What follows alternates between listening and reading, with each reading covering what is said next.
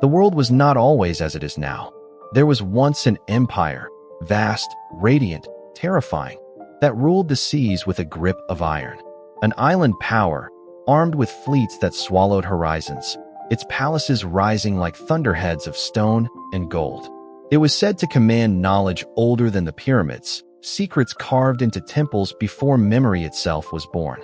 Then, in a single night, it vanished. Not faded, not declined, vanished, swallowed whole by fire, by water, by the fury of the earth itself. Plato did not whisper this tale. He carved it into history with ruthless clarity. He spoke of Atlantis, its armies marching beyond the pillars of Heracles, its hunger to devour the world. He spoke of arrogance punished, of a civilization too brilliant, too proud, struck down in an instant. And yet, was it allegory, a philosopher's warning? Or was it testimony, smuggled from Egyptian priests, fragments of a cataclysm survivors dared not name? Across centuries, the story stalks us like a shadow, etched into maps, resurfacing in half-buried ruins, pulsing beneath waves where sunlight cannot reach. Atlantis, the city that should not exist, but refuses to die. Every heartbeat of history says it is gone. Every whisper says it still waits. In the year 360 BCE, the philosopher Plato set quill to papyrus and shaped one of the most enduring enigmas in human thought. His dialogues, Timaeus and Critias, framed as conversations among men of Athens, contain within them the only ancient source of what the world would come to call Atlantis. The words are not passed in whispers, not woven into myth through centuries of distortion, but given with deliberate force by one of the greatest thinkers of antiquity. And it is there, in the heart of his philosophy, that history and legend collide. Plato did not speak vaguely. He wrote with startling precision. Atlantis, he said, was no mere invention of the poets, no wandering tale without anchor. It was an island greater than Libya and Asia put together, situated beyond the pillars of Heracles, what is now called the Strait of Gibraltar. It was rich in metals, adorned with temples, and commanded by kings whose power stretched across the seas. This empire, he declared, sought to subjugate the Mediterranean world, threatening even Athens. And then, in a passage that has gripped centuries of readers, he delivered the fatal climax. In a single day and night of misfortune, the island of Atlantis disappeared into the depths of the sea. This statement struck like thunder. Civilizations rise and fall, but the sudden obliteration of a world-spanning empire in the blink of an eye defied the patterns of history. It was not a gradual decay, not the erosion of centuries, but annihilation. To the Athenians who first heard Plato's words, the image was devastating. A city wiped from existence not by foreign conquest, but by the very fury of nature itself. Why did Plato write it? That question haunts every line of Timaeus and Critias. In context, the dialogues were crafted at the height of Athens' recovery from its own devastating war. The Peloponnesian War had ended in 404 BCE with Athens brought low, its walls torn down, its empire shattered by Sparta. Plato had lived through that humiliation. He had seen the fragility of greatness, the collapse of power once thought eternal. He was no stranger to the arrogance of states that believed themselves untouchable. And in Atlantis, he forged a narrative that mirrored those lessons. The hubris of a mighty civilization, punished by forces beyond human control. The dialogues present Atlantis not as a fantastical dream, but as a moral mirror. In Timaeus, the tale is introduced through Critias, who claims to have inherited it from his grandfather, who heard it from his own ancestor, who in turn received it from Solon, the great Athenian statesman of the 6th century BC. Solon, traveling to Egypt, had spoken with priests of Sais, who recounted to him the history of a forgotten war between Athens and Atlantis. The Egyptians, guardians of older traditions, were said to remember what the Greeks had forgotten, that once, 9,000 years earlier, Athens had stood against the Atlantean Empire and prevailed. This chain of transmission gave the story the appearance of authenticity, anchoring it in real names and historical figures. Plato did not present Atlantis as a mere allegory cloaked in myth, but as history carried across generations. The weight of dates in his narrative is striking. The priests of Sais, according to Plato, placed the conflict around 9,600 BCE, thousands of years before the age of Solon, long before the rise of known Greek civilization. To modern historians, this chronology is impossible, an age when human societies were not yet building marble temples or launching naval wars. Yet to Plato, the precision of the date mattered less than the lesson. He positioned Atlantis in a past so remote that it could serve as a warning drawn from the deep time of human existence, a reminder that no power, however dazzling, is immune to destruction. Critics and scholars across the ages have wrestled with his intent. Was Atlantis real, a record of an ancient catastrophe preserved in Egyptian archives? Or was it allegory, a story invented to sharpen his philosophical arguments about ideal states and the dangers of corruption? The weight of evidence leans toward allegory. Plato was, after all, constructing dialogues, not chronicles. He used myths repeatedly to illustrate truths. In the Republic, he created the myth of Air, a tale of a soldier who dies and witnesses the afterlife before returning to tell it. Few believe Plato meant that story literally. Why then take Atlantis as historical fact? And yet, the vividness of his description resists easy dismissal. Plato detailed the island's concentric rings of land and sea, its wealth in precious metals, its naval strength, its vast plains and mountains. He described its kings descending from Poseidon, their capital shining with orichalcum. He spoke of temples dedicated to the gods, palaces roofed with gleaming metals, harbors crowded with ships. This was not a vague metaphor, but a society drawn with an architect's hand. If allegory, why such meticulous detail? If invention, why risk undermining philosophy with stories that seem too elaborate for their supposed purpose? The Greeks themselves were divided. Later thinkers like Strabo and Plutarch wrestled with the tale, some dismissing it, others allowing that it might contain fragments of truth. Aristotle, Plato's own student, is said to have remarked that Atlantis was invented to teach a lesson. Yet the survival of the story suggests it carried a resonance beyond allegory. It felt anchored, like a memory distorted but not entirely false. Plato's audience would have understood its political undertones. Atlantis was not just a far-off empire. It was a warning crafted in the shadow of Athens' own imperial ambitions. At its height in the 5th century BCE, Athens had dominated the Aegean, extorted tribute, and challenged Sparta's power. It had grown rich, proud, unassailable, until war, hubris, and defeat humbled it. Atlantis mirrored that trajectory. It stood as a parable of what happens when a state grows too powerful, too greedy, too certain of its own permanence. And yet the myth gained power precisely because it refused to be contained by allegory. If it had been only a political metaphor, it might have withered with time. Instead, the notion of a lost civilization swallowed by the sea seized the human imagination.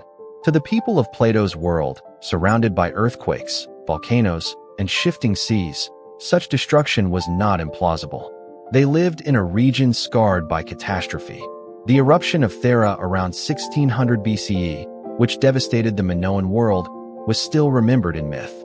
The land itself seemed to testify that empires could indeed be erased overnight. Plato left the story unfinished. Critias breaks off mid-sentence, the tale of Atlantis suspended like a fragment torn from a larger work. No conclusion, no resolution, just silence, as though the city itself had been swallowed by the abyss of history. This incompleteness only sharpened the mystery. What had he intended to say? Why did he not finish? Did he mean to leave the tale hanging, a void into which later generations would pour speculation? Or was it simply lost, like the city it described? From that silence, the legend grew. Plato's words became the sole foundation of every future claim about Atlantis. There were no other ancient records, no corroborating texts. Just Timaeus and Critias, copied, preserved, passed down through libraries and monasteries, waiting for each new era to read them with its own eyes. And each reader, across centuries, would face the same burning question: fact or fiction, history or allegory? Was Atlantis ever real, or was it only the mirror in which humanity sees its own rise and fall? Long before Plato inscribed the story of Atlantis, the ancient world carried within it a memory older than any empire: the memory of floods. Civilizations separated by oceans and centuries told of waters that rose without mercy, of cities erased, of gods punishing human pride with catastrophe. These were not idle tales meant to entertain. They were stories tied to survival, morality, and identity. To speak of a flood was to speak of human vulnerability in a world ruled by forces far beyond control. In Mesopotamia, the cradle of urban civilization, the Epic of Gilgamesh, written on clay tablets around 2100 BCE, preserved one of the oldest accounts of a cataclysmic deluge. The hero Utnapishtim, warned by the gods of an impending flood, built a massive vessel, sealed it with pitch, and gathered aboard his family, craftsmen, and animals. When the waters receded, his boat rested on a mountaintop, and life began anew. The story was not isolated. It was embedded within the world's earliest literature, engraved in cuneiform, the oldest written script. Its purpose was not simply to explain a natural event, but to enforce a lesson. Humanity, no matter how proud, remained at the mercy of the divine. Centuries later, this Mesopotamian flood narrative reappeared in the Hebrew Bible, woven into the account of Noah. In the book of Genesis, composed between the 6th and 5th centuries BCE, but carrying traditions far older, Noah is chosen to preserve life as the rains fall for 40 days and 40 nights. Like Utnapishtim, he builds an ark, gathers animals, and survives a flood that erases human corruption. The echoes are unmistakable. The Mesopotamian and Hebrew stories differ in tone and theology, but both link catastrophe to morality. In both accounts, water is not just a natural disaster. It is judgment, cleansing, an instrument wielded by higher powers to restore order. Greece too carried its flood myth. The story of Deucalion and Pyrrha, preserved by Hesiod and later by Apollodorus and Ovid, tells of Zeus deciding to wipe out humanity with water after their descent into lawlessness. Deucalion, son of Prometheus, was warned and built a chest to survive the torrent. After the flood receded, he and Pyrrha repopulate the earth by casting stones behind them, which transformed into men and women. The moral shape of the tale is familiar: divine punishment, human survival, renewal. For the Greeks, as for Mesopotamians and Hebrews, the flood stood as an eternal reminder of both destruction and rebirth.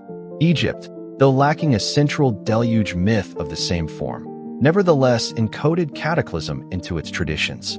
The Nile's annual flooding was life-giving, yet unpredictable extremes could bring famine or destruction.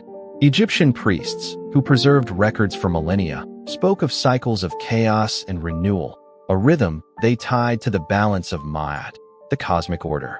They guarded knowledge of disasters and upheavals, and it was from these priests, according to Plato, that Solon heard of Atlantis in the 6th century BCE. To them, cataclysm was not allegory but history, the recurring destruction that tested the endurance of civilization. Flood narratives were never isolated myths. They were cultural responses to real geological memory. Archaeology and geology confirm that many ancient societies endured catastrophic floods and sea level changes. Around 5600 BCE, the Black Sea experienced a sudden rise in water levels, flooding vast settlements.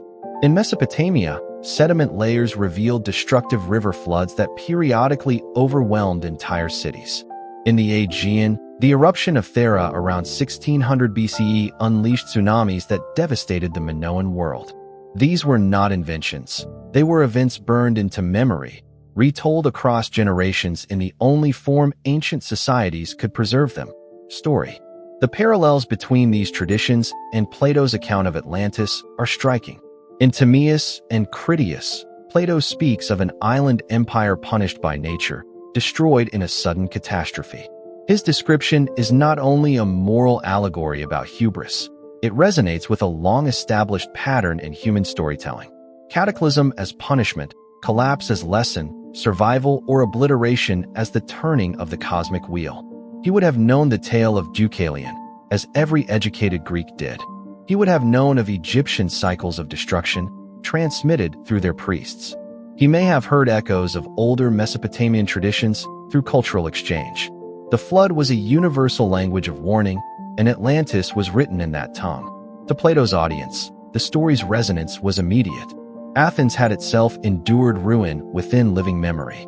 The Peloponnesian War had destroyed its supremacy in 404 BCE. Earthquakes, eruptions, and tidal waves were no strangers to the Mediterranean world. Catastrophe was not hypothetical. It was historical, lived, and feared. The power of flood myths lay in their fusion of natural experience with moral truth. They gave chaos meaning. They turned destruction into narrative order. And Plato, philosopher of order and justice, knew how to wield that form with precision. The Egyptian connection carries particular weight. When Plato placed Solon in dialogue with priests of Sais, he was invoking a tradition older than Greece itself. Egypt had preserved written records since around 3000 BCE, and its priests claimed to hold knowledge of events stretching back thousands of years.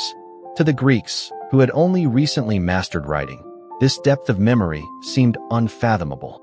When the priests told Solon of an ancient war between Athens and Atlantis, framed against cycles of destruction, they gave his people a story of greatness and survival hidden from their own annals. For Plato, this connection to Egypt was not incidental, it was authority. It grounded his tale in a source older and more venerable than his own city. The question remains whether Plato drew directly from Bronze Age memories of disaster. The eruption of Thera left a scar not just in geology, but in culture.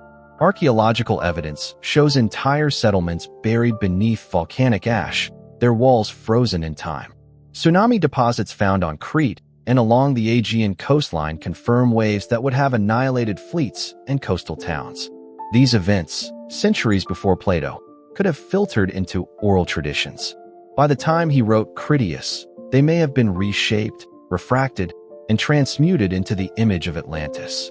Every flood story carried with it more than a chronicle. It carried a warning. Gilgamesh's flood told Mesopotamians of divine wrath. Noah's flood taught Israel the dangers of corruption. Deucalion's flood reminded Greeks of Zeus's power to cleanse.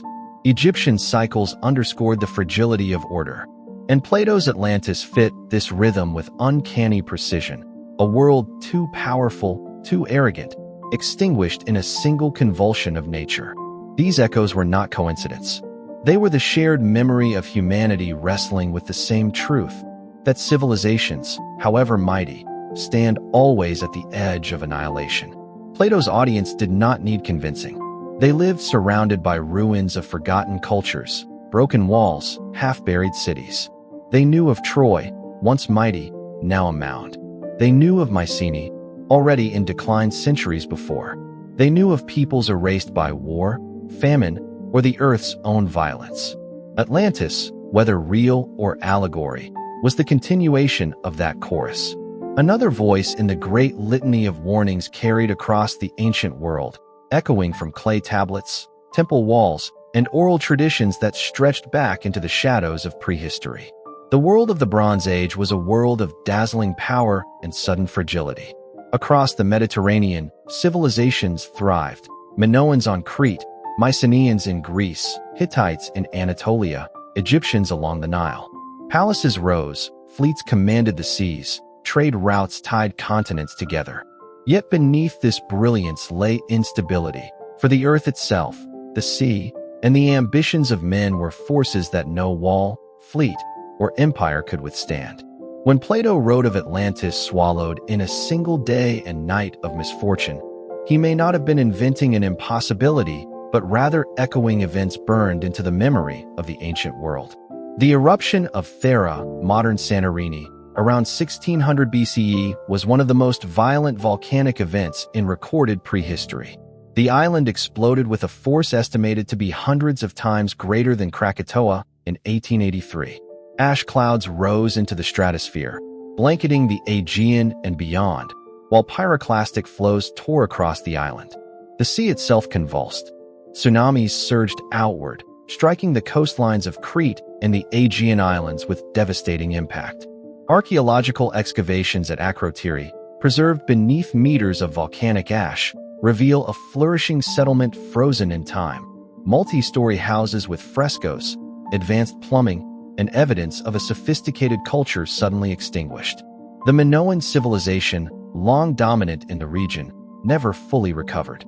Though it lingered for centuries, the eruption marked the beginning of its decline, weakening its maritime supremacy and leaving it vulnerable to rivals.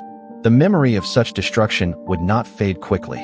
For generations, the story of a great island civilization shattered by fire and sea could have circulated in oral traditions, reshaped by storytellers until it reached Plato's Athens as the tale of Atlantis.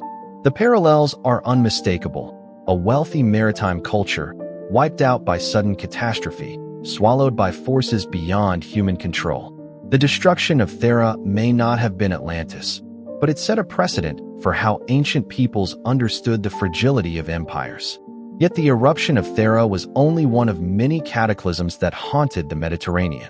The late 13th and early 12th centuries BCE brought the collapse of the great Bronze Age civilizations in a cascade of destruction that historians still struggle to fully explain. The Mycenaean kingdoms of Greece, heirs to the Minoans, fell into ruin. Palaces such as Mycenae, Tiryns, and Pylos, once centers of power and administration, were destroyed by fire, their linear B tablets baked in the very flames that consumed their walls. The Hittite Empire, stretching across Anatolia, disintegrated. Ugarit, a wealthy port city on the Syrian coast, was reduced to ash, its final clay tablets recording desperate pleas for aid that never arrived. Egypt, though it survived, was battered by invasions and famine, its pharaohs recording battles against mysterious sea peoples who swept across the Mediterranean like a tide of destruction. The causes of this collapse were many. Archaeological evidence shows signs of widespread earthquakes across the Aegean, leveling cities and disrupting networks. Droughts struck the eastern Mediterranean, reducing harvests, sparking famine, and fueling migration. The eruption of Hekla in Iceland around 1159 BCE may have contributed to climatic shifts, further destabilizing agriculture. These sea peoples, perhaps displaced populations from Anatolia or the Aegean, raided and settled across the coasts, overwhelming defenses already weakened by natural disaster. Trade routes broke down. Systems of writing disappeared. Entire cultures vanished into silence. This was not decline stretched over centuries. It was a sudden and brutal unraveling.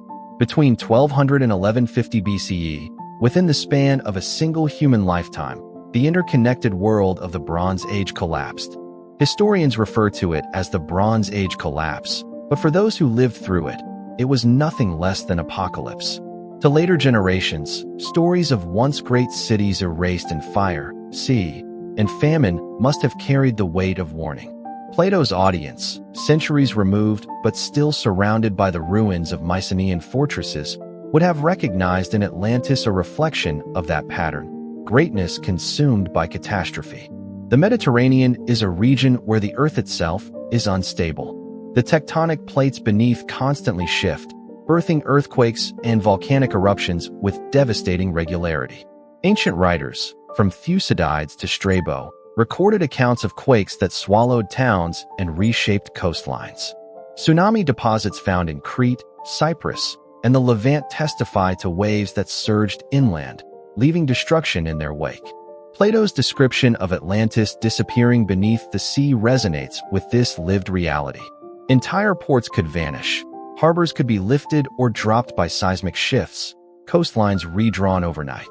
To those who experienced it, such destruction would have felt like divine judgment.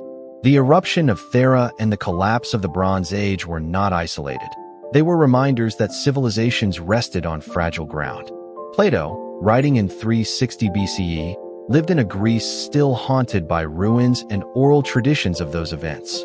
He would have known the crumbling remnants of Mycenae and Tiryns, already ancient in his day. He would have heard of cities swallowed by earthquake and sea. He would have been aware of Egypt's records, preserved by priests who claimed to hold knowledge of catastrophes stretching back thousands of years. In his dialogues, he transformed these fragments of memory into the story of Atlantis, giving form to the fear that no empire, however powerful, is secure. The eruption of Thera provided the image of an island civilization obliterated overnight. The collapse of the Mycenaeans and the wider Bronze Age world provided the historical precedent for empires undone by a convergence of disasters: natural, climatic, and human. Earthquakes and tsunamis gave his tale its force, grounding allegory in reality. Atlantis was not the invention of a man seeking to entertain. It was the echo of disasters so immense that they outlived the civilizations they destroyed, carried forward in story until they emerged, sharpened, and transformed, in the words of a philosopher. When the presses of the Renaissance began churning out new editions of classical texts, Atlantis, silent for centuries, stirred back into human thought. For medieval scholars bound by theology, Plato's account in the Timaeus and Critias had been little more than a curiosity, an allegory relegated to the margins of manuscripts. But the 15th century was different. Europe's horizons were expanding. Ships cut across seas uncharted, maps ballooned with speculation, and the hunger for lost lands and hidden worlds grew insatiable. When humanists returned to Plato, no longer mediated by scholastic filters, but in the original Greek, Atlantis no longer felt like mere allegory. It felt possible. With each translation, each commentary, and each cartographer's flourish on vellum, the ancient island began taking on the shape of a geographical pursuit, not just a philosophical riddle. The age of exploration only intensified this fever. As Columbus crossed the Atlantic in 1492, many Europeans whispered that he might stumble onto Atlantis itself. Maps from the 16th century show phantom islands drawn with bold ink strokes across the Western Ocean. Antillia, High Brazil, and shadowy landmasses that blurred myth with cartography. The rediscovery of ancient texts like those of Plato and Pliny ran parallel to reports from sailors who spoke of strange coasts and drowned cities glimpsed beneath the waves. To Renaissance minds, the possibility of Atlantis was not mere speculation. It was a tangible hypothesis, one that fit perfectly in an era where myth and maritime discovery collided without hesitation. By the 17th century, speculation grew more systematic. Athanasius Kircher, the Jesuit polymath, published his Mundus Subterraneus in 1665, a sprawling tome that included a striking map of Atlantis. He placed it in the middle of the Atlantic Ocean, inverted like a mirror image of the Mediterranean, presented as if copied from ancient Egyptian sources. Kircher's credibility as a learned scholar gave the idea weight, even though his depiction was based on imaginative reconstruction rather than evidence. Yet his engraving was printed, reproduced, and circulated, embedding Atlantis firmly in the European intellectual consciousness. The Enlightenment brought with it skepticism, but also new frameworks for interpreting the myth. Philosophers debated whether Atlantis was a political parable, a moral allegory, or a distorted memory of ancient geography. Still, the obsession did not fade. Expeditions charted coastlines with the unspoken hope of finding something that fit Plato's description, a powerful island civilization, wiped out in a single cataclysmic event. The more the known world expanded, the more the gaps that remained seemed to cry out for Atlantis. It was in the 19th century, however, that the obsession mutated into something far larger and more consuming. In 1882, Ignatius Donnelly, an American politician turned writer, published Atlantis, the Antediluvian World. His book ignited a firestorm. Donnelly argued with unflinching certainty that Atlantis had been a real place, the cradle of civilization itself. He claimed it was the mother culture that seeded the knowledge of the Egyptians, the Mayans, and countless other ancient societies. For him, every pyramid, every flood myth, every similarity in global traditions traced back to the same source, the drowned island of Atlantis. Donnelly marshaled comparative myths, geological speculation, and ethnological parallels to weave his case. His argument was not cautious. It was sweeping, bold, and absolute. He cited Plato not as allegory, but as historical record, treating the dialogues as eyewitness testimony filtered through Greek philosophy. His confidence gave his work a strange authority, and the book became a sensation. It went through multiple editions, translated into several languages, and sold across Europe and America. For many readers in the late 19th century, Donnelly's vision of Atlantis as the lost fountainhead of all civilization was irresistible. But his theory had consequences. By framing Atlantis as the origin of all cultures, Donnelly's work fueled a wave of speculative history that blurred into pseudoscience. Writers began linking Atlantis to nearly every mystery of the ancient world. Some claimed the Atlanteans had mastered advanced technology. Others saw them as the progenitors of every monumental architecture, from Stonehenge to the pyramids of Mexico. The lack of evidence did not slow the momentum. If anything, it emboldened it. Atlantis became a universal key, forced into every lock. The early 20th century only amplified this trend. Writers such as Lewis Spence built upon Donnelly's framework, and Atlantis seeped into theosophy, spiritualism, and occult literature. Helena Blavatsky, founder of the Theosophical Society, spoke of Atlanteans as an ancient root race, giving the myth a mystical and racial dimension that distorted it further. Atlantis no longer belonged solely to the pages of Plato. It had been absorbed into esotericism, nationalism, and speculative archaeology. This expansion into popular imagination blurred the line between scholarship and fantasy. Expeditions set out under the banner of finding Atlantis, some searching the Mediterranean, others probing the Atlantic seafloor, still others convinced it lay beneath the sands of the Sahara or the glaciers of Antarctica. Each theory was presented with conviction, each location defended with selective readings of myth, geology, and archaeology. The myth was elastic enough to fit anywhere, and that flexibility made it indestructible. By the mid-20th century, Atlantis had become a cultural phenomenon. It appeared in novels, films, and scientific speculation alike. Oceanographers scanning the seabed thought of Atlantis when they mapped the mid-Atlantic ridge. Popular magazines ran features tying the myth to newly uncovered ruins, whether in Crete, the Caribbean, or the Americas. The name itself became shorthand for any lost civilization, any vanished world, any tantalizing gap in human memory. Yet the obsession carried weight beyond entertainment. It reflected a deeper hunger, an unrelenting desire to anchor human origins to something greater, something older, something hidden beneath the surface of history. The Renaissance had revived the myth through maps and manuscripts. Donnelly had transformed it into a global narrative of cultural origins. And the 20th century had dispersed it into every corner of popular thought, from pseudoscience to Hollywood. Atlantis, once a passing allegory in Plato's dialogues, had become an idea with a life of its own, adapted, expanded, and pursued with unshakable intensity across centuries of scholarship, speculation, and imagination. Its grip on human thought tightened with each retelling, each theory, each expedition that claimed to inch closer to the truth, even as the truth itself remained out of reach. The legend of Atlantis has always carried with it a riddle. If Plato's tale had any foundation in reality, where could such a place have been? His words were specific and relentless. He described an island beyond the Pillars of Heracles, what we know as the Strait of Gibraltar, larger than Libya and Asia combined, rich in metals, teeming with fleets, and ultimately consumed by catastrophe. For more than 2 millennia, the hunt has never ceased. Scholars, scientists, and dreamers have pointed to volcanic islands, buried civilizations, shifting seabeds, and even continents themselves.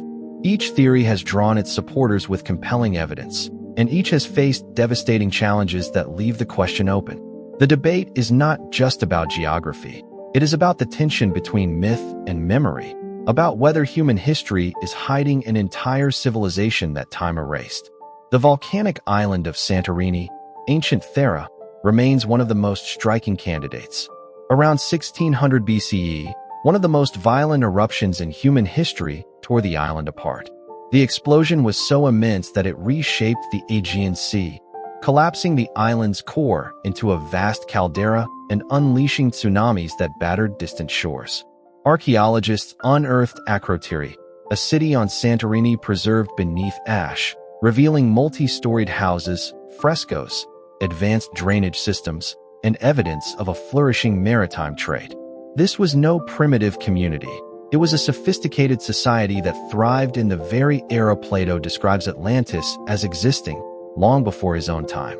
The devastation of Thera could easily be remembered as a civilization lost in a single catastrophic night. Yet there is a flaw. Santorini was not beyond the Pillars of Heracles, but firmly within the Aegean. Its destruction was real, and it may have inspired Plato indirectly through stories of the Minoan collapse, but geographically, it does not fit the description he left behind. Closely tied to the Santorini theory is Crete and the Minoan civilization. For centuries, the Minoans dominated the seas, their fleets spreading across the Mediterranean, their palaces at Knossos, Phaistos, and Mallia rising with engineering marvels that rivaled anything in antiquity. They traded in copper, tin, and luxury goods, connecting Egypt, the Levant, and Greece in a network of influence. They worshipped gods in labyrinthine sanctuaries, carved frescoes of bull-leaping athletes, and constructed complex bureaucracies long before classical Greece. Yet around 1450 BCE, their power collapsed abruptly. Some historians link their downfall to the eruption of Thera, which crippled trade and destabilized the region.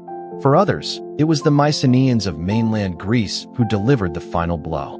To those seeking Atlantis, the Minoans embody everything Plato described: wealth, naval dominance, and sudden destruction. But again, Crete is not beyond the Strait of Gibraltar, and while Minoan collapse was dramatic, it was not a single instant of obliteration, but a gradual unraveling punctuated by disaster. Far from the Mediterranean, other theorists turned to the Atlantic itself. The Azores, scattered like stepping stones across the mid-Atlantic, have long stirred speculation. Rising from volcanic ridges, they appear isolated yet strategic, sitting roughly where a drowned island might have once stood. Early maps from the Renaissance occasionally marked phantom islands in the region, such as Antilia or the Isle of Seven Cities, fueling suspicion that Atlantis might have rested there before slipping beneath the sea. Geologists, too, have examined the mid-Atlantic ridge, a vast underwater mountain chain splitting the ocean floor. Some in the 19th and early 20th centuries argued it was once above sea level, a continent-sized landmass that later sank. Yet modern science has dismantled much of this notion. The tectonic forces that formed the ridge never supported such a continent, and no evidence of advanced human settlement has been found on the Azores. Still, the romance of a great city lost in the heart of the Atlantic continues to draw those unwilling to let the possibility go. Others turned their eyes westward but stayed closer to Plato's geography. Carthage, in modern Tunisia, once commanded a maritime empire that stretched across the western Mediterranean. Founded in the 9th century BCE by Phoenician settlers, it grew into Rome's greatest rival, a city of wealth, technology, and naval supremacy. Its fate was catastrophic. In 146 BCE, after the Third Punic War, Rome razed Carthage to the ground, killing or enslaving its population and salting the earth. Could Plato's Atlantis have been a distorted memory of Carthage? The timeline does not match, but the symbolism, the mighty city consumed by fire and conquest, resonates with uncanny familiarity.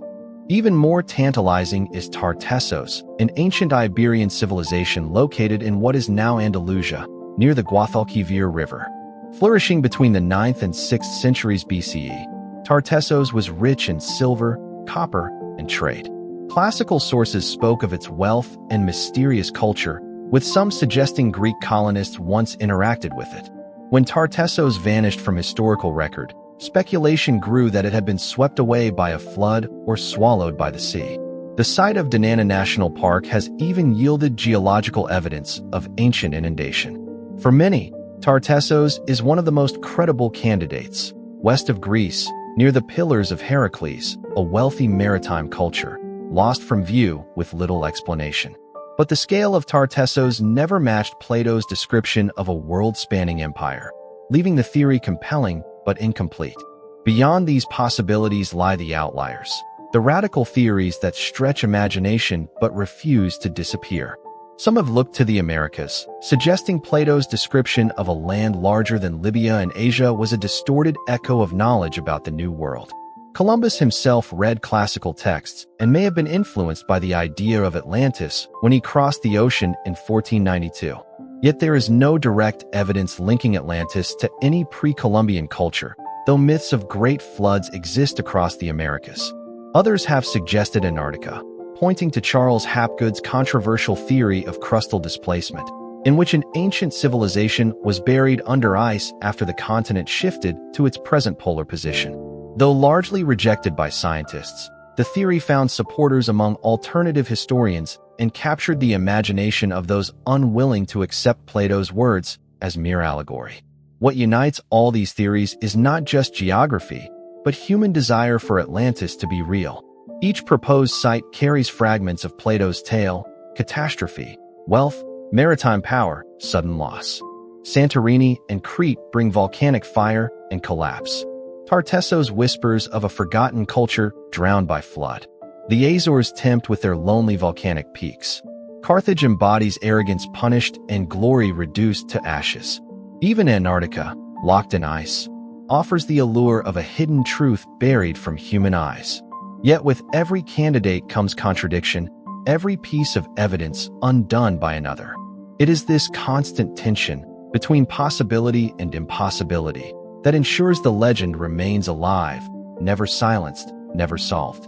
Archaeology has always been a discipline of evidence, a science built upon stone fragments, pottery shards, and inscriptions carved by hands long turned to dust. And when it comes to Atlantis, the silence of the soil is deafening. No ruins, no inscriptions, no cultural layer preserved beneath silt or sea. For more than 2 centuries, professional archaeologists have combed the Mediterranean, the Atlantic coasts, and countless islands, finding extraordinary histories: the Minoans of Crete, the Mycenaeans of Greece, the Tartessians of Iberia, but never a trace of a vanished supercivilization. The consensus, blunt and unflinching, is that Atlantis, as Plato described it, leaves no physical fingerprint. Yet the myth continues to grow precisely in the absence of proof, because absence invites projection and silence begs for voices to fill it. Geology, too, has weighed heavily against the dream. Since the mid-20th century, oceanographers mapping the Atlantic floor with sonar revealed a vast undersea terrain. The Mid-Atlantic Ridge, stretching like a scar from the Arctic to the South Atlantic. To some, this ridge was the drowned backbone of Atlantis. But geological dating shattered the illusion. The crust here is millions of years old, formed by tectonic rifts that push continents apart. No continent vanished within human memory. No landmass collapsed into the sea in the last 10,000 years. Plate tectonics, the theory confirmed in the 1960s, proved the Earth's surface shifts slowly, on a scale of millimeters per year. Catastrophic subsidence of a continent, as Atlantis enthusiasts long argued, is geologically impossible. Even volcanic islands that vanish beneath the waves, like Krakatoa in 1883 or Anak Krakatoa in 2018, disappear only in localized destruction, not on a continental scale. The ocean swallows villages, not civilizations spanning empires. Archaeologists have paired this geological reality with the hard record of human history. By 9600 BCE, the date Plato assigns to Atlantis, human societies were still in the Paleolithic Age. Agriculture had not yet taken root beyond the Fertile Crescent. Cities had not risen. Writing was millennia away. To propose a global supercivilization in that era defies the evidence painstakingly collected from sites like Jericho, Göbekli Tepe, and Çatalhöyük. These settlements, among the earliest known, show sophistication, ritual, and ingenuity, but nothing resembling an imperial maritime power controlling fleets across oceans. Atlantis, if treated literally, would stand alone as an impossibility, a civilization without neighbors, without precursors, without descendants. Archaeology does not tolerate such isolation. Every great empire, Egypt, Mesopotamia, Rome, was part of a continuum, influenced and influencing. Atlantis has no place in this chain. And yet, against this mountain of absence, the legend refuses to die. The appeal of Atlantis is not in its plausibility, but in its defiance of plausibility. Since the Enlightenment, when science began to chart the Earth with ruthless precision, Atlantis became the countermyth, a whisper that maybe the maps are wrong, that beneath the certainty of geology lies a forbidden possibility. Ignatius Donnelly's 1882 book Atlantis, The Antediluvian World, fueled this fire, presenting Atlantis as the mother civilization, the source of Egypt, Mesopotamia, and Mesoamerica alike. Scholars dismissed his claims. Archaeology showed no such connections, but the book sold widely, seeding an idea that mainstream science could not uproot. The 20th century layered further complexity. Advances in oceanography eliminated the idea of a sunken continent, but they also revealed submerged landscapes. During the last ice age, sea levels were over 100 meters lower. Vast tracts of land now underwater, like Doggerland in the North Sea, once linking Britain to continental Europe, vanished as glaciers melted between 10,000 and 6,000 BCE. These genuine drowned lands offered a foothold for Atlantis believers.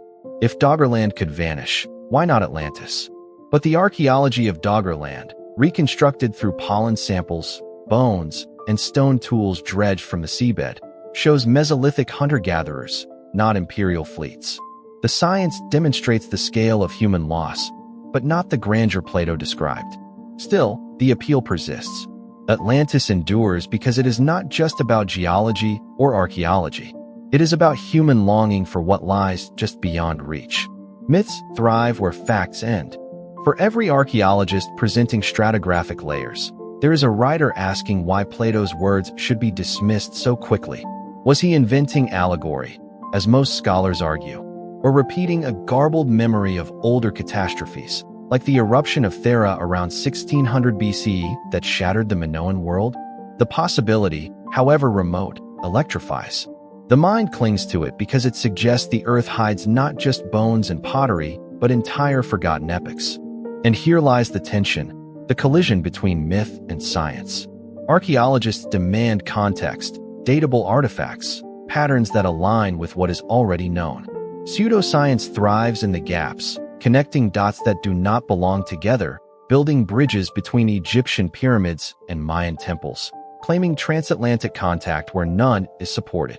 The public stands caught in the middle, pulled by the allure of the impossible and the discipline of evidence. Each new documentary, each speculative article, reopens the wound. Why does the idea of Atlantis still matter when evidence denies it? Because it is the rebellion against archaeology's cold refusal. It is the dream that refuses to be buried under facts. Plato's account, written in the Timaeus and Critias around 360 BCE, remains the foundation of it all. His words, of a great island power beyond the pillars of Heracles, destroyed in a single day and night, resonate because they speak of sudden annihilation. Catastrophe always compels. History has enough real examples. Pompeii in 79 CE, swallowed by Vesuvius. Lisbon in 1755, shattered by quake and wave. Krakatoa in 1883, its eruption heard across oceans. If such destruction could strike known civilizations, why not one lost to time? The science says no, but the myth feeds on the yes that lingers in the imagination. Even today, sonar surveys and satellite imaging are seized upon by enthusiasts who point to anomalies on the seabed, rectangles, lines, grids, and proclaim them ruins. Geologists counter with explanations: sand ridges shaped by currents, data glitches in mapping software, natural rock formations. The rebuttals are sound, but the images circulate endlessly, each pixel a spark for renewed belief. Archaeology publishes careful reports. Pseudoscience floods bookstores and online platforms with bold claims. One speaks with restraint, the other with conviction. And conviction spreads faster than caution. Thus, the myth survives in the tension between proof and possibility, between science's refusal and humanity's hunger for wonder.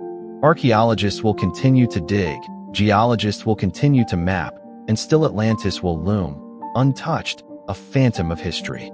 Its absence is precisely why it endures, a story that refuses to be silenced even in the face of relentless skepticism, always pressing forward like a tide against the boundaries of truth. Atlantis has never been just a story of a drowned land. It has lived as a parable of human ambition, a symbol of the heights reached and the abyss that follows. When Plato first recorded the tale in the dialogues Timaeus and Critias around 360 BCE, he shaped it as a warning, a mighty civilization swollen with power, proud in its mastery of the seas, collapsing under the weight of its arrogance.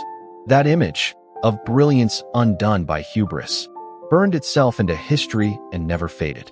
Generations after Plato, Atlantis began to transcend myth, mutating into metaphor, borrowed by thinkers, writers, and rulers seeking to define the boundaries of human greatness and the price of excess.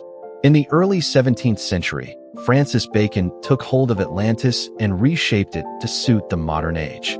His unfinished work New Atlantis, published posthumously in 1626, recast the legendary island not as a ruin, but as a vision of utopia. Bacon's Atlantis was home to Solomon's house, a temple of knowledge where science reigned supreme and inquiry was sanctified. He intended no allegory of destruction, but a model for what human society could become through rational order and disciplined pursuit of truth. At the dawn of modern science, this was radical. Atlantis ceased to be only a cautionary tale and became a template for ambition, a spark for Enlightenment thinkers who saw in it a reflection of mankind's highest aspirations. The 18th and 19th centuries expanded the story further, entwining it with the hunger of empire and the allure of the exotic. European colonization uncovered lost cities and ancient cultures from the Americas to the Middle East, and Atlantis was repeatedly evoked as their forgotten parent. Charles Etienne Brasseur de Bourbourg, in the mid-1800s, suggested connections between Atlantis and Mesoamerican civilizations, pushing the myth into pseudo-history that blurred archaeology and fantasy. Writers and scholars stretched Plato's tale across oceans, tying it to Aztec temples and Mayan pyramids, weaving a false lineage of grandeur that resonated with colonial imaginations. These claims lacked evidence, but they thrived in an age when mystery carried as much weight as proof. Art carried Atlantis into yet another life. Painters of the Romantic era seized upon the image of a vanishing island swallowed by waves, a vision of beauty lost to catastrophe. Composers, too, found its resonance.